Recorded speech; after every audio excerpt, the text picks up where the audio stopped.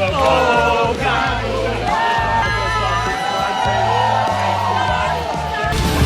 huge breaking news is that Bayern Munich and Tottenham have agreed. Because these people are very, very passionate. Very, very passionate.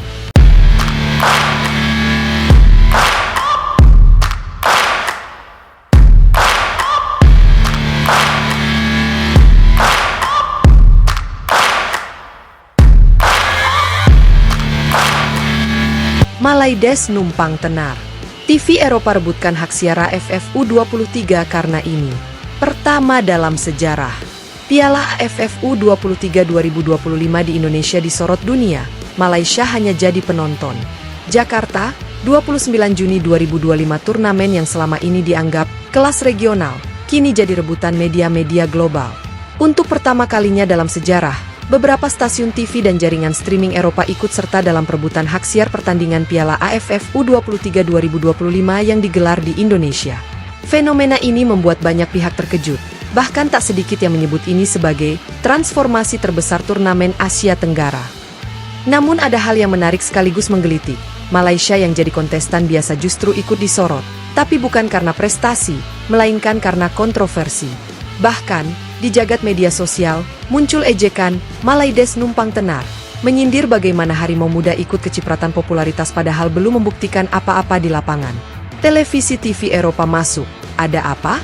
Menurut laporan Reuters Asia dan L'Equipe France, beberapa platform besar seperti DAZN, Eurosport, hingga Sport Digital Jerman telah mengajukan proposal hak siar pertandingan AFF U23 2025, khususnya pertandingan Timnas Indonesia.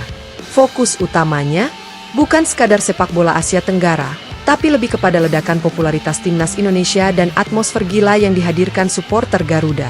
Kami belum pernah melihat atmosfer sekelas final Liga Champions di level tim U23, ujar Direktur Konten DAZN Asia, Philip Bernard. Ia menyebut bahwa pertandingan Indonesia versus Vietnam dan Indonesia versus Malaysia telah masuk dalam radar tayang mereka di 5 negara Eropa Barat. Bahkan saluran Italia, Sport Italia, menyebut AFF U23 sebagai ajang eksotik dengan daya jual tinggi. Api efek domino dari kegilaan supporter Indonesia. Ledakan visual dan audio dari para supporter Indonesia selama beberapa tahun terakhir, ditambah keberhasilan timnas merangsek keputaran 4 kualifikasi Piala Dunia 2026, membuat Indonesia jadi komoditas panas.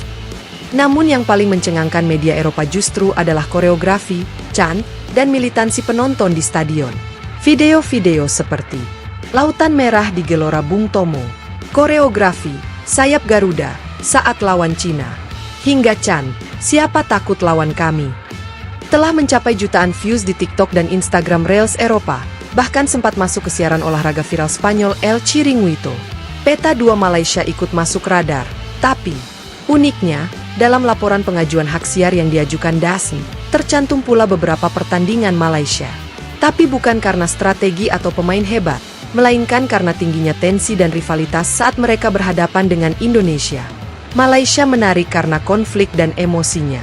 Tapi dari segi permainan, fokus utama kami tetap ke Indonesia, tulis jurnalis olahraga Belgia, Jan Duval. Komentar ini lantas menyulut reaksi panas dari netizen Malaysia, yang merasa negaranya hanya jadi pemicu tensi, alih-alih bintang lapangan. Bahkan muncul sindiran viral di media sosial dengan frasa, Malaides, negara cameo di turnamen sendiri. Balon ucapan supporter Indonesia tanggapi sinis, tenarnya karena kita. Tak sedikit fans Indonesia yang menyindir Malaysia yang ikut tenar karena rivalitas, bukan karena kualitas. Seorang warganet Indonesia menulis, kalau gak ada Indonesia, siapa yang mau nonton Malaysia main lawan Laos? Cuma kita yang bisa bikin mereka masuk TV Eropa. Komentar ini langsung diserbu fans Malaysia, memicu debat panjang dan perang komentar lintas negara di berbagai platform seperti X, TikTok, dan Threads. Diagram dengan tren turun Malaysia dianggap tim kelas 2 oleh media Eropa. Sejumlah analis olahraga Eropa justru terang-terangan meragukan kekuatan Malaysia di AFF U23 kali ini. Dalam laporan analisis taktik oleh 442 UK, Malaysia disebut minim inovasi, terlalu bergantung pada fisik, dan belum punya visi permainan yang selevel dengan rival utamanya. Sebaliknya, timnas Indonesia dinilai sebagai tim yang menyatukan taktik Asia dan Eropa, berkat duet Shin Tae-yong dan Patrick Kluivert.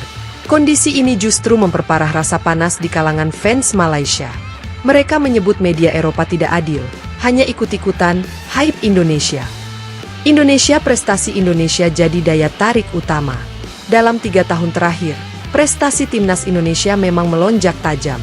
Berikut catatannya yang dilirik media Eropa. Lolos ke babak 16 besar Piala Asia 2023. Lolos ke round 4 kualifikasi Piala Dunia 2026. Menang dramatis atas Korea Selatan dan Cina.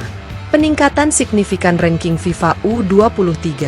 Tak heran jika media luar menyebut Piala AFF kali ini sebagai ajang prapanggung timnas masa depan Asia, dengan Indonesia sebagai aktor utamanya.